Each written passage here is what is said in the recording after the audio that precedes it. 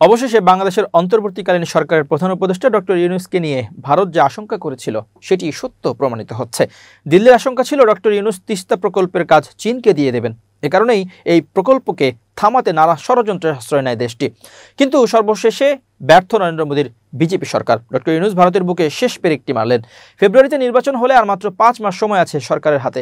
এরই মধ্যে গুঞ্জন ছড়িয়েছে ডক্টর ইউনূস পদত্যাগ করবেন। তার মানে বিদায়ের আগেই ভারতের বিরুদ্ধে চূড়ান্ত খেলা দেখালেন প্রধান উপদেষ্টা। আগামী জানুয়ারিতে শুরু হচ্ছে তিস্তা মহাপরিকল্পনার কাজ। বাংলাদেশ ও চীন সরকারের যৌথ উদ্যোগে বাস্তবায়ন হবে এই প্রকল্প। ইতিমধ্যে চীন দূতাবাসের একটি প্রতিনিধি দল তিস্তার মাঠ পর্যায়ের জরিপ করেছে। 10 বছর মেয়াদে এই প্রকল্পের ব্যয় হবে 12,000 কোটি টাকা। প্রথম 5 বছরে সেচ, ভাঙন রোধ, স্থায়ী বাঁধ নির্মাণ গুরুত্ব পাবে।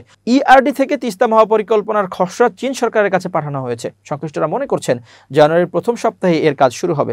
জানা গেছে উত্তরের 2 কোটি মানুষের দুঃখ তিস্তা নদী।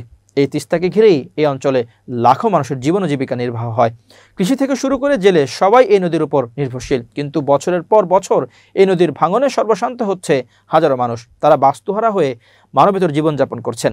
রিভাইনার পিপলের এক গবেষণায় দেখা গেছে প্রতি বছর তিস্তার ভাঙন ও প্লাবনে 1 লাখ কোটি টাকার বেশি ক্ষতির মুখে পড়েন উত্তরের 5 জেলার বাসিন্দা। এছাড়াও বাস্তুভিটা ও ফসলি জমি হারিয়ে বাস্তুহারা মানুষের সংখ্যাও বাড়ছে। সবকিছু ঠিক থাকলে 2026 সালের জানুয়ারিতে তিস্তা মহাপরিকল্পনা বাস্তবায়নের কাজ শুরু হবে বলে জানিয়েছেন চীনের director of the political section জংজিং।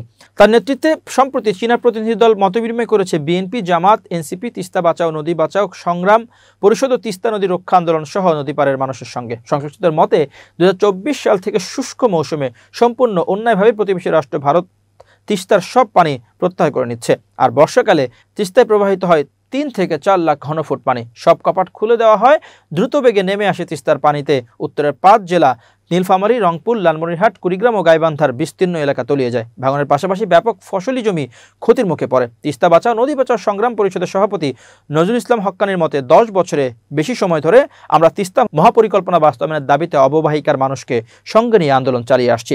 বিগত আওয়ামী সরকার তিস্তাকে রাজনৈতিক হাতিয়ার বানিয়েছিল। তিস্তা মহাপরিকল্পনা বাস্তবায়নের প্রতিশ্রুতি দিলেও তারা ব্যর্থ হয়েছে।